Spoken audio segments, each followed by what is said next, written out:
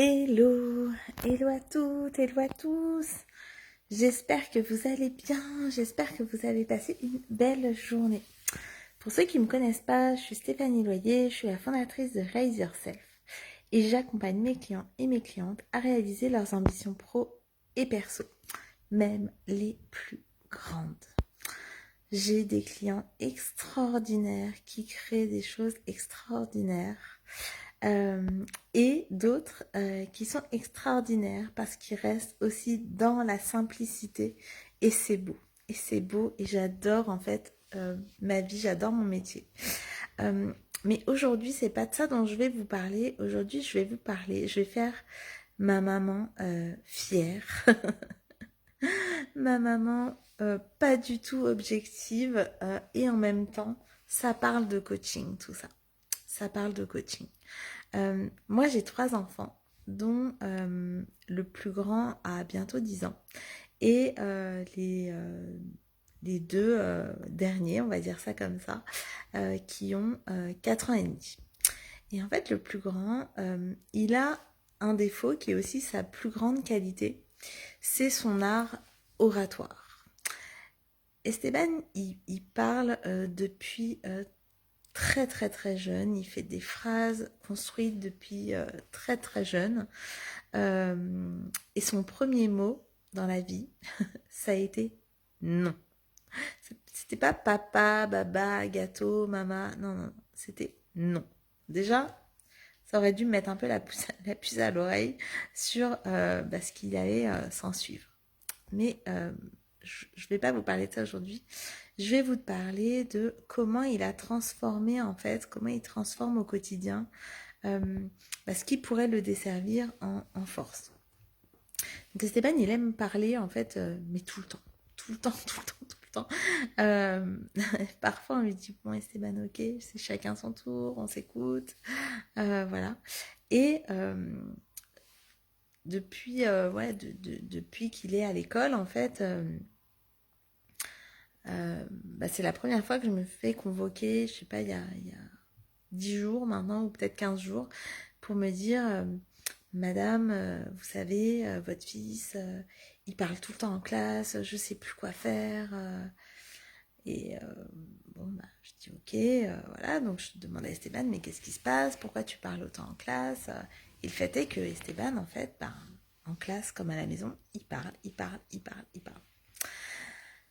Et aujourd'hui, Esteban a fait son premier discours devant toute la classe. Il avait mais tellement peur.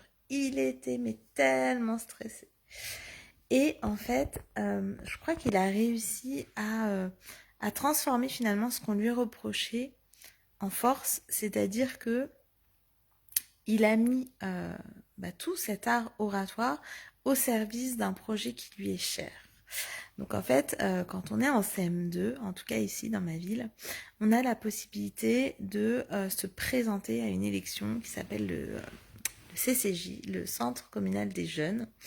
Et du coup, pour ça, on remplit un dossier où on vient noter en fait les idées pour les jeunes, où on vient noter ce que nous, on ferait dans ce conseil-là, ce que ça représente pour nous. Et évidemment, c'est les enfants qui remplissent ça d'eux-mêmes. Et en fait, Esteban, il aime autant parler qu'il déteste écrire. Il a une légère dyspraxie. Dyspraxie, c'est quoi?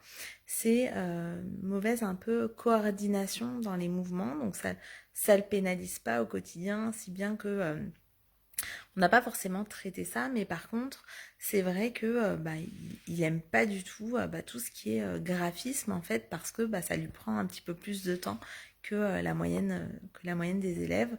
Et en fait, il aime vraiment pas du tout. Et donc, quand j'ai vu déjà tout ce que ça impliquait en termes de timing, en termes d'implication, c'est-à-dire qu'en fait, quand on est élu au CCJ, c'est on y va le mercredi après-midi, parfois les week-ends. Donc je lui ai dit, tu sais, quand tu seras invité aux anniversaires, peut-être que tu pourras pas y aller. Enfin voilà, j'essayais vraiment de jauger son implication en fait pour ça, en lui disant si t'es élu, c'est une vraie implication et c'est pas comme ça sur un coup de tête du jour au lendemain où tu dis que t'y vas pas.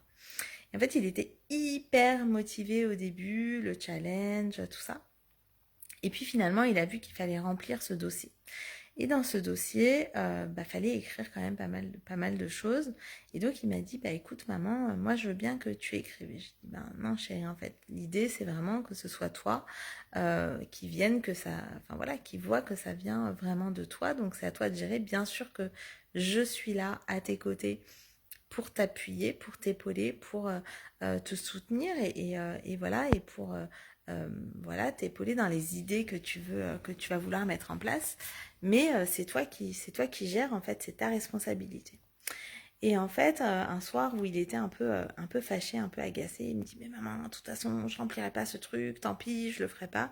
Et je lui dis, écoute chérie, c'est de ta responsabilité, c'est si tu veux le faire, tu trouveras les moyens de le faire et tu passeras au-dessus en fait du fait que tu n'aimes pas écrire et peut-être que c'est aussi quelque chose que tu vas pouvoir proposer dans toutes les choses à mettre en place pour les jeunes de la ville. Et en fait, il vient me voir un jour après et puis il avait rempli en fait son dossier tout seul. Et là, je vois tout ce qu'il a noté. Donc déjà, je me dis waouh, en fait, tout ce que j'ai l'impression qu'il écoute pas quand je lui parle, en fait, il intègre tout. Il intègre tout. Les enfants sont des vraies éponges, même quand on n'en a pas l'impression. Et en fait là, ce qui met, enfin voilà, ça m'émeut beaucoup. Donc il dit que il veut œuvrer pour que les jeunes puissent donner le meilleur d'eux-mêmes, pour réussir, en gros que tout est possible en fait, donc voilà, donc c'était beau de lire ça, même s'il y a quelques réponses qui étaient un peu à côté de la plaque, hein, faut bien se l'avouer, mais il y allait à fond, il a rempli son dossier, il allait vraiment faire les choses à fond. Et aujourd'hui, il devait en tout cas, c'était la journée des discours en fait de tous les candidats de la classe.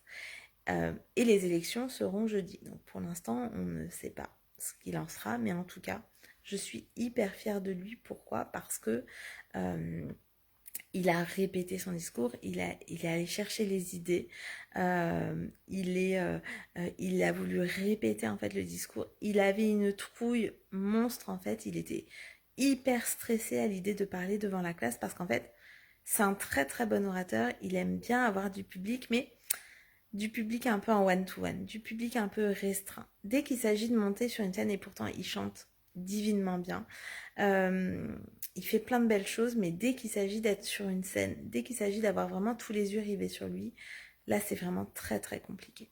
Et du coup, il a révisé en fait son discours que lui avait noté.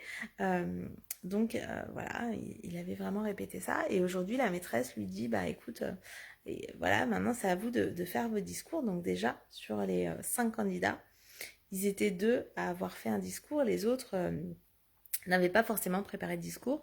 Les autres ont lu finalement ce qu'ils avaient écrit dans le dossier. Et c'était très bien comme ça.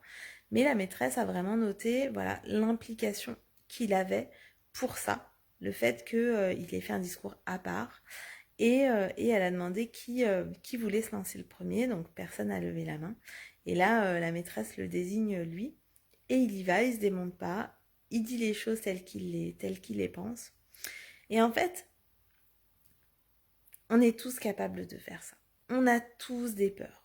Croire qu'on va vaincre nos peurs comme ça sur un coup de tête, pour moi, ça n'existe pas parce que les peurs, elles reviennent en fait. Les peurs, elles sont là un peu pour nous aider, pour nous empêcher de souffrir, pour nous empêcher d'être déçus. Et donc, elles ont leur utilité. Maintenant, ce qui va faire qu'on va réussir quand même, malgré tout ça, c'est d'avancer avec nos peurs. Moi, je dis souvent, c'est avancer avec nos peurs sous le bras. Et bien sûr qu'il avait peur, bien sûr qu'il était stressé, puis la maîtresse lui a dit après, elle lui a dit, bon bah, félicitations pour ton discours, est-ce que tu as eu peur? Et il lui a dit, oui, j'ai eu peur, en fait. Il n'a pas eu peur de dire qu'il avait eu peur, donc ça aussi c'est une grande fierté parce que c'est un garçon, parce que peut-être il aurait pu avoir son ego qui part à ce moment en disant non, moi j'ai pas eu peur, alors qu'en fait oui, il était vraiment pétrifié. Nous vraiment on se demandait s'il allait pouvoir être capable en fait de dire son discours Et la réalité, c'est qu'il a avancé avec sa peur sous le bras. Il y est allé. Euh, et en fait, bah c'est ça. C'est ça la clé. C'est vraiment de se dire, ok, quand j'ai peur, là, quand j'ai le trac, bah c'est peut-être que justement, c'est là que j'ai quelque chose de plus grand à vivre que ça. Alors encore une fois, hein, là pour ces élections-là, on ne sait pas ce que ça va donner. Peut-être il gagnera, peut-être il gagnera pas, on n'en sait rien. Je vous dirai ça jeudi peut-être, si je le sais jeudi. Je crois qu'il y a les élections jeudi, alors peut-être qu'ils auront les résultats vendredi ou la semaine d'après. Euh, mais en réalité, on s'en fiche de ça. Enfin, il a déjà gagné en fait. Il a déjà gagné, c'est son premier pas euh, vers justement s'approprier, incarner en fait ses qualités d'orateur, parce que quand on est un bon orateur en fait, bah si on n'a pas d'auditoire en fait ça sert un peu à rien. Alors oui, peut-être plus tard il fera des podcasts et du coup il n'aura pas à être en face à un public en direct.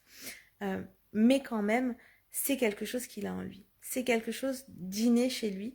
Et du coup, si il vient pas mettre l'accent là-dessus, ben en fait, c'est comme s'il se coupait d'une partie de lui. En fait, il est venu avec ce don de bien parler à 10 ans, en fait. Il parle presque comme un adulte, c'est vraiment, voilà, il a une curiosité d'esprit. euh, et en fait, la réalité, c'est que, bah, voilà, c'est un don qu'il a, voilà, sa manière de s'exprimer, sa manière d'être curieux, d'aller à la rencontre, en fait, des autres. Et, euh, et il a, en fait, tellement peur de ça que ça le coupe dans son élan. Et donc, s'il s'arrêtait à ça, s'il avançait pas avec sa peur sous le bras, il priverait finalement le monde de ce talent qu'il a. Et donc, nous, les parents, euh, notre rôle, en fait, en tout cas, c'est ce que je crois, hein, c'est vraiment de venir soutenir le talent de nos enfants.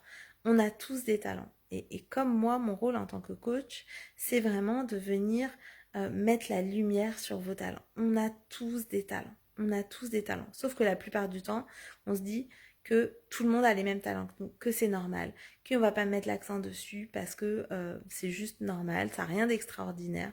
Alors qu'en réalité, plus c'est facile pour nous, ça veut dire que plus c'est peut-être inné, ou alors peut-être on l'a travaillé, mais si c'est venu de manière hyper simple, hyper naturelle, ben en fait c'est qu'on a un vrai talent pour ça. Et la plupart du temps, on passe à côté parce qu'on se dit tellement que bah, c'est la vérité pour tout le monde, qu'en réalité, on passe complètement à côté. Et souvent, on a peur en fait de mettre en avant nos talents parce qu'on a peur de passer pour quelqu'un qui se vante, on a peur d'être jugé pour ça, on a peur de ceci, on a peur de cela. Sauf que, ben, encore une fois, hein, l'idée c'est pas d'anéantir nos peurs, de pulvériser nos peurs, enfin peu importe le mot qu'on va venir utiliser pour ça, c'est ok, ma peur elle est là, je le sais, elle sera toujours là, peut-être à une autre échelle, peut-être que je vais la vaincre une fois et qu'elle va revenir, mais c'est ok. Je sais qu'elle est là, comment j'avance avec elle. Et en fait, après ça, mais on est tellement fiers de nous en fait. Donc oui, c'est peut-être encore l'ego qui parle et on s'en fout quelque part. On est tellement fiers d'avoir accompli ça. On est tellement fiers de pouvoir se retourner et puis se dire, bah ouais, en fait, je l'ai fait. Je l'ai fait, peu importe le résultat, c'est, je l'ai fait, le résultat est déjà là, en fait. Le résultat est déjà là. Donc la question que j'ai envie de vous poser aujourd'hui, c'est, ok, de quoi vous avez peur? Dans vos talents, là, que vous, peut-être vous ne vous reconnaissez pas, mais que d'autres vous reconnaissent, en quoi vous avez peur de les montrer au monde et qu'est-ce que vous avez envie de faire pour y aller quand même avec votre peur sous le bras. Donc voilà, je vous laisse avec ça ce soir. Donc oui, c'était la, le moment fierté de maman de ce défi 365 jours de live. Mais à travers ça, c'est réellement ce que je vois tous les jours avec mes coachés, hein. C'est vraiment avancer avec sa peur sous le bras pour pouvoir se retourner. Et quand il y a d'autres obstacles qui vont arriver, d'autres peurs qui vont arriver, se retourner et dire, bah, tu vois, tu te rappelles la fois où tu as fait ça? Ben, tu y es allé en fait. Tu y es allé. Et ça, bah, ça crée des ancrages qui vont nous faire avancer en fait dans la vie. Je vous laisse avec ça ce soir. Je vous souhaite une merveilleuse soirée. Je vous embrasse très très fort. Ah, merci Chris. Très bonne soirée à toi. Je te dirai s'il a gagné ou pas. Mais il a déjà gagné ça, en tout cas. Euh, voilà, donc je vous embrasse très très fort. Prenez bien soin de vous. Je vous retrouve demain pour la suite de ce défi 365 jours de live. Je vous embrasse très très fort. À demain.